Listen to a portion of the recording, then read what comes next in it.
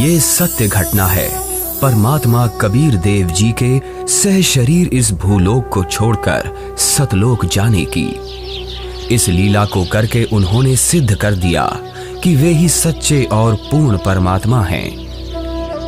कबीर प्रभु की ये लीला हमें ये संदेश भी देती है कि परमेश्वर किसी धर्म या जाति के बंधन में नहीं बंधा, वो तो सबके लिए एक है। और अगर किसी ने सतभक्ति की है तो पृथ्वी के चाहे जिस भी कोने में शरीर छोड़े, वो अपने पुण्य कर्मों के प्रताप से उद्देशित लोक को ही प्राप्त होता है। ये बात उस समय की है जब ये कहा जाता था कि मगहर में मरने वाला नरक में जाता है और अगले जन्म में उसे गधे के रूप में जन्म लेना पड़ता है। इसके अलावा ये भी कहते हैं कि अगर किसी को मोक्ष चाहिए तो उसे काशी आना चाहिए और वहीं अपने प्राण त्यागने चाहिए, जिस कारण से मोक्ष अभिलाषी वृद्ध लोग अपना अंतिम समय अपने अपने पुरोहितों के घर काशी व्यतीत करने के लिए, निवास करने के लिए आने लगे तथा पुरोहितों को उनके खाने के रुपए तथा पुरोहितों की पूजा अलग से प्रति महीना देने लगे, जिस लालचवश काशी के पंडों ने वृद्धों को अपने अपने घर पेइंग गेस्ट के रूप में रखने लगे। एक एक पुरोहित के घर 10-10 वृद्ध हो गए। कोई रोगी तो कोई अन्य परेशानी से ग्रस्त होने लगे तो उन लालची पंडों ने मीटिंग करके षड्यंत्र के तहत वृद्धों को मारने के लिए गंगा दरिया के किनारे एक करोंत यानी आरा लगाया।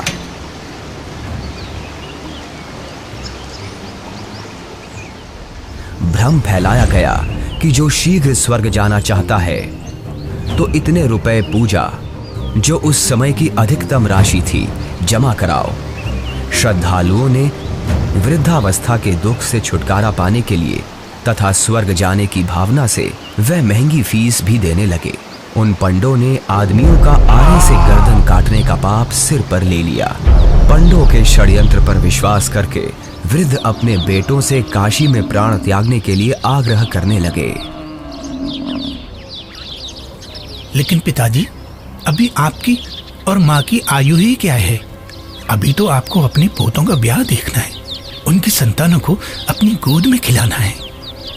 देख बेटा, जिंदगी जीने का लालच तो कभी खत्म नहीं होता, और वैसे भी अपने जीवन में हमने अपनी सारी जिम्मेदारियों को पूरा कर लिया। अब जब भगवान के पास जाना ही है तो देर क्यों करना? हमें काशी में पवित्र करौंत लेने में स्वर्ग की प्राप्ति होगी। लेकिन पिताजी, काशी में लगे उस करौत के नीचे आकर मरना तो आत्मदाह हुआ ना? अगर उस आत्मदाह से ईश्वर मिलते हो तो क्यों ना आत्मदाह किया जाए? और वैसे भी यहाँ मगहर में मरने से तो हमें मोक्ष मिलेगा नहीं। अगर हम यहाँ मरे तो अगले जन्म में हमें गधे के रूप में जन्म लेना पड़ेगा। क्या तू चाहता है कि तेरे माता पिता का अगला जन्म गधे के रूप में हो? जितनी जल्दी हम काशी जाकर करौंत के नीचे मरेंगे उतनी जल्दी ही मोक्ष मिलेगा। लेकिन पिताजी। बस बेटा, तू हमारे साथ काशी चलकर वहां हमारी करौंत के नीचे आकर प्राण त्यागने की व्यवस्था कर दे। रामशंकर अपने माता पिताजी के साथ काशी के घाट पर पहुंचते हैं। वो उस घाट पर भी पहुंचे जहां करौंत लगा हुआ है। करौंत से थोड़ी दूर पर ही खड़े होकर वो सभी देखते हैं कि गंगा नदी के किनारे करौंत वाली जगह है। उसका हैंडल करौंत से थोड़ी दूर पर एक मंदिर के पास है जो गुप्त है। हे ब्राह्मण, मुझे भी मोक्ष को प्राप्त करना है। ये काशी है और यहाँ मरने वाला हर व्यक्ति मोक्ष के लिए ही आता है। लेकिन मैंने अपने जीवन में बहुत सारे पाप कर्म किए हैं। इससे कोई फर्क नहीं पड़ता है कि मरने वाला व्यक्ति पापात्मा है या पुण्यात्मा। काशी में मरने वाला हर व्यक्ति स्वर्ग को जाता है और मगहर में मरने वाला हर व्यक्ति नरक को प्राप्त करता है। ठीक है, मुझे भी इस आरे के नीचे आकर स्वर्ग जाना है। 50 मोहरें लगेंगी। ये लो। ठीक है, तुम तख्त पर लेट जाओ। मैं भगवान से प्रार्थना करता हूँ कि वो आपको स्वर्ग में जगह दे। हे परमात्मा, इस आत्मा को अपने चरणों में स्वर्ग में स्थान देना। बहुत सारे लोग मोक्ष के लालच में पैसे देकर आरे से कट रहे थे। कुछ माता पिता अपने पुत्रों से अनुरोध कर रहे थे कि हमें भी आरे से कटवा दो ताकि हम जल्दी स्वर्ग चले जाएं। इस प्रकार रामशंकर भी लाइन में लगकर करौंद के पास आता है और अपने पिताजी को करौंद पर गर्दन रखते हुए देखता है। तभी पंडा इशारा करता है। दूसरा पंडा हैंडल घुमाता है, लेकिन हैंडल उलझ जाता है। थोड़ी देर बाद पंडा कहता है कि अभी भगवान ने आपकी कुर्बानी स्वीकार नहीं की है, कुछ दिन बाद फिर से आना। तभी हैंडल घुमाने वाला पंडा करौंद को ठीक करके इशारा करता है कि अब करौंद ठीक है, अगले का नंबर लगाओ। इस तरह फिर उनकी माता का नंबर आता है। उनकी गर्दन कट जाती है।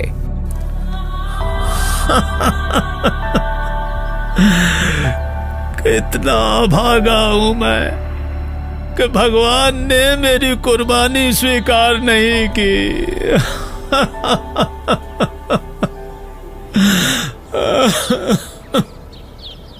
कबीर परमेश्वर जी इस भ्रम को दूर करना चाहते थे कि सच्चा भक्त किसी भी स्थान पर प्राण त्यागे वह उद्देशित लोक को प्राप्त होता है। सत्य कर्मों, पुण्य कर्मों को करने वाला व्यक्ति, सत्य साधना करने वाला व्यक्ति संसार के चाहे जिस कोने में भी शरीर छोड़े और चाहे जैसे छोड़े, वो अपने पुण्य कर्मों के प्रताप से ईश्वर के पास चला जाता है, नरक नहीं जाता।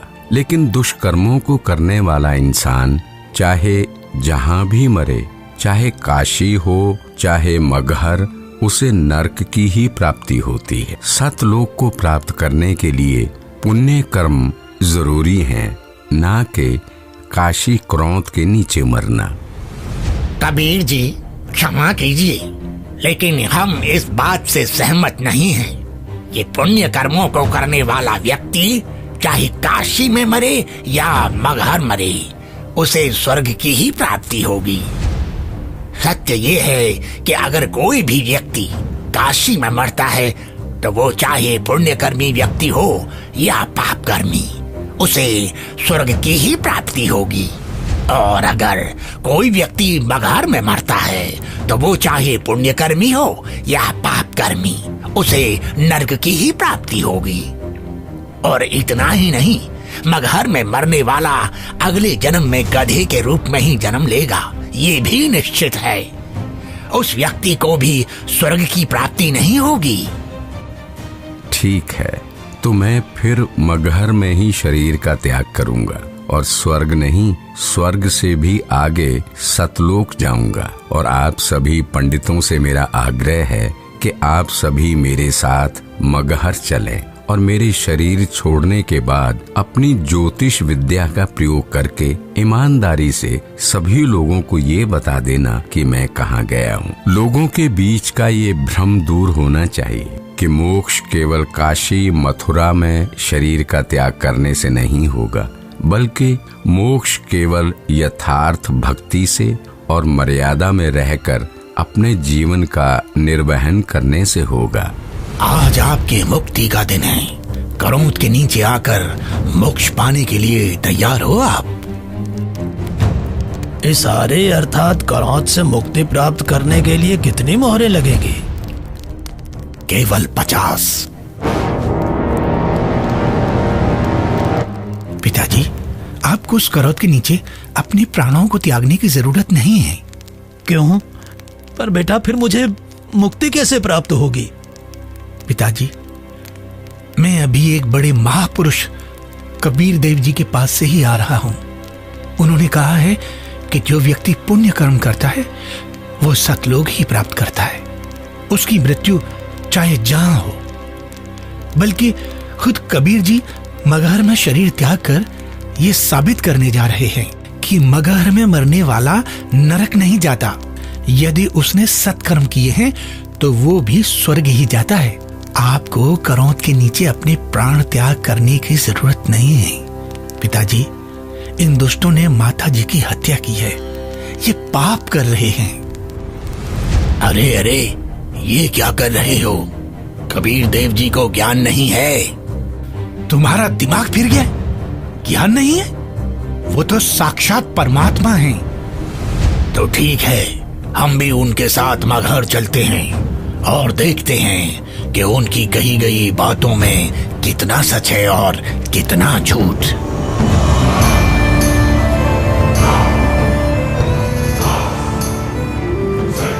वीर देव सिंह बघेल जी की जय। महाराज, हमें ज्ञात हुआ है कि कबीर देव जी अपने शरीर का त्याग करने के लिए मगहर जा रहे हैं, लेकिन हमने सुना है कि मगहर में जो भी अपने शरीर का त्याग करता है उसे कभी स्वर्ग की प्राप्ति नहीं होती है। कबीर देव जी तो साक्षात परमेश्वर हैं और वो शरीर का त्याग चाहे जहां करें। ये मगहर में प्राणों को त्यागने की लीला वो इसलिए कर रहे हैं जिससे जनमानस को ये संदेश दिया जा सके कि आपको स्वर्ग की प्राप्ति होगी या नहीं, ये आपके पुण्य कर्मों पर निर्भर करता है, न कि मरण के स्थान पर। हमें कबीर देव जी के साथ जाना चाहिए। हाँ, हमें सिर्फ जाना ही नहीं है, अपितु कबीर देव जी के शरीर त्याग देने के बाद हमें उनके शरीर की रक्षा भी करनी है, जिससे उनका हिंदू धर्म विधि से अंतिम संस्कार किया जा सके। क्योंकि अगर हमने उनके शरीर की रक्षा नहीं की तो वो मुस्लिम उनके पार्थिव शरीर पर कब्जा करके उन्हें दफना देंगे। परमात्मा कबीर देव जी केवल हम हिंदुओं के भगवान हैं, उन मलेच्छ मुस्लिमों के नहीं। इसलिए हम आपको आदेश देते हैं, तुरंत ही सेना को हमारे साथ चलने को तैयार किया जाए। कबीर देव जी मगहर के लिए प्रस्थान करते हैं। वो नदी के किनारे से होकर गुजरते हैं, जंगल से गुजरते हैं। दिखता है कि उनके पीछे काफी सारे भक्त भी जा रहे हैं। कबीर प्रभु के साथ हिंदू और मुसलमान दोनों धर्मों को मानने वाले भक्त हैं। काशी के करौंत का समर्थन करने वाले पंडे हैं, विद्वान पंडित जिनके साथ सालिक राम भगवान की मूर्ति है, और बड़े बड़े टीका चंदन लगाने वाले पंडित जिनके साथ काफी सारी पुस्तकें हैं, वो भी कबीर प्रभु के साथ हैं। रामशंकर और उसके पिता भी कबीर प्रभु के साथ हैं। तभी उनके पीछे वीर देव सिंह की सेना भी आ जाती है। वीर देव सिंह कबीर देव जी को प्रणाम करते हैं। कबीर प्रभु के पीछे काफी सारे भक्त और सेना भी चल रही है। कबीर प्रभु चलते रहते हैं और जो भी कबीर प्रभु को जाते हुए देखता है उनके पीछे चल देता है।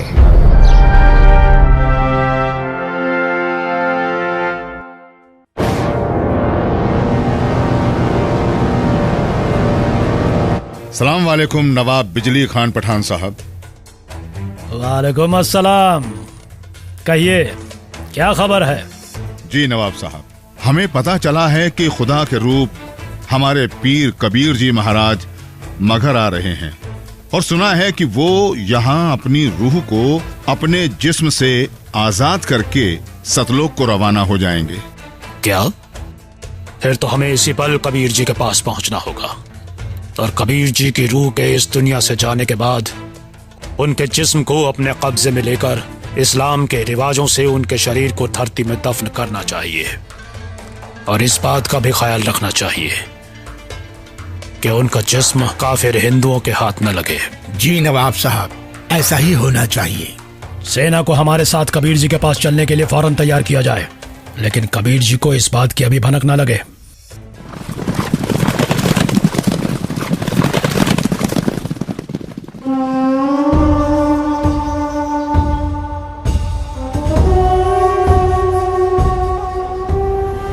लगता है कबीर जी के जिस्म को पाने के लिए काशी नरेश वीर देव सिंह भी अपनी सेना लेकर आया है, लेकिन हमें किसी भी हालत में इन हिंदू काफिरों को कबीर जी के जिस्म को पाने नहीं देना है। आपके आने का मकसद हमें पता चल गया। पीर जी, बिजली खान आपकी क्या खिदमत कर सकता है? मैं अपना शरीर त्याग करने से पहले स्नान करना चाहता हूँ। जी, हम अभी आपके नहाने के लिए साफ पानी की व्यवस्था करते हैं। नहीं, मैं किसी बहते पानी के दरिया में स्नान करूंगा। बिजली खान।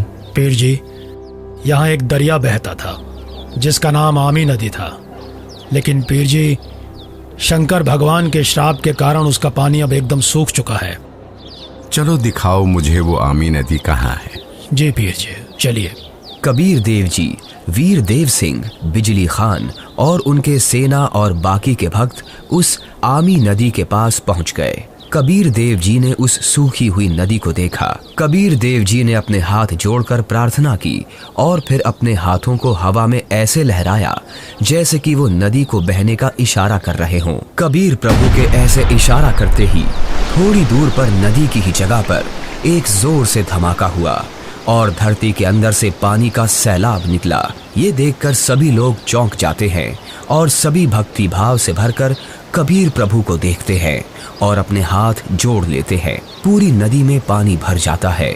सभी लोग खुश हो जाते हैं। कबीर प्रभु की जय, कबीर प्रभु की जय, कबीर प्रभु की जय।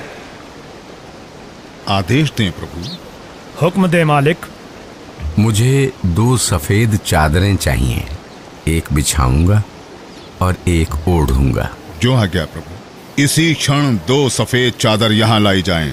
कोई और आदेश दें प्रभु। बिजली खान, तुम सेना किस लिए लाए हो? वीर देव, तुम किस लिए सेना लाए हो? प्रभु जी, हम आपके शरीर को इतना मलिच्छ मुसलमानों के हाथ नहीं लगने देंगे। इन्होंने अगर आपके शरीर को छू तक भी लिया तो इनमें से कोई भी जीवित नहीं बचेगा। हम आपका अंतिम संस्कार हिंदू रीति रिवाजों से करेंगे। तो हमने भी चूड़ियां नहीं पहन रखी हैं। हम भी अपने अल्लाह के स्वरूप पीर कबीर जी का जिस्म हिंदू काफिरों को नहीं देंगे और इस्लामी तरीके से पीर जी का शरीर को दफन करेंगे। और अगर ऐसा नहीं हुआ तो इसका अंजाम बहुत बुरा होगा। हम वीर देव की सेना से युद्ध करके आपका शरीर प्राप्त करेंगे, लेकिन अंतिम संस्कार हम मुस्लिम तरीके से ही करेंगे। मुझे नहीं पता था कि तुम सब मेरी शिक्षाओं को इतना ही समझ पाए हो। 120 साल हो गए मुझे तुम सब लोगों को समझाते हुए, फिर भी इतना ही समझ पाए हो। मुझे इतना ही जाना है तुम सब ने। आज भी तुम एक ना होकर हिंदू मुसलमान बनकर अलग अलग खड़े हो। मेरी चेतावनी है, अगर तुम लोगों ने आपस में झगड़ा किया तो ठीक नहीं होगा। तुम दोनों एक ही परमात्मा की संतान हो। तुम दोनों अलग अलग ना होकर एक ही हो। हम सबको एक साथ रहना है। मेरे सतलोक गमन के बाद इन चादरों में तुम्हें मेरा शरीर नहीं मिलेगा। एक चादर तुम हिंदू ले लेना और एक चादर तुम मुसलमान, और इन चादरों में जो भी चीज मिले उसे आपस में आधा आधा बांट लेना। आपस में लड़ाई नहीं करना, नहीं तो गृह युद्ध छिड़ जाएगा। मेरे जाने के बाद आपस में झगड़ना मत, ये मेरा आदेश भी है और विनती भी। कबीर प्रभु का शरीर मैं किसी को नहीं दूंगा। कबीर प्रभु के जिस्म को छोड़ने के बाद मैं इनके शरीर को अपने कब्जे में लेकर ही रहूंगा। अब मैं चलता हूं।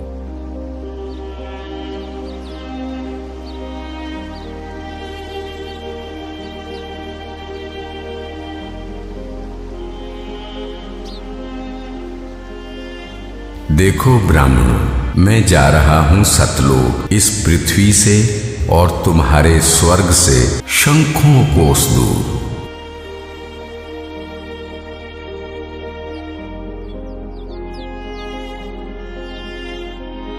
उठा लो पर्दा, इसमें नहीं है मुर्दा, इस चादर को उठाओ। जैसे ही वीर देव और बिजली खान दौड़कर वो चादर उठाते हैं तो कबीर देव जी की जगह उनके ही वजन के बराबर शरीर के आकार के सुगंधित फूल, गुलाब, गेंदा, गुड़हल आदि रखे हुए हैं। ये देखकर सभी लोग चौंक जाते हैं। सभी लोग हाथ जोड़ लेते हैं। अब वीर देव की आंखों से आंसू निकलते हैं। बिजली खान की आंखें भी नम होती हैं। दोनों एक दूसरे को देखते हैं और आपस में एक दूसरे को गले लगाकर रोने लगते हैं। दोनों सेनाओं के सिपाही भी एक दूसरे को देखते हैं। वहां खड़े ब्राह्मण लोगों की भी आंखों से आंसू गिरने लगते हैं। रामशंकर और उसके पिता के भी आंसू गिरते हैं। सभी लोग एक साथ कबीर देव जी के नाम का नारा लगाने लगते हैं। कबीर प्रभु की जय, कबीर प्रभु की जय।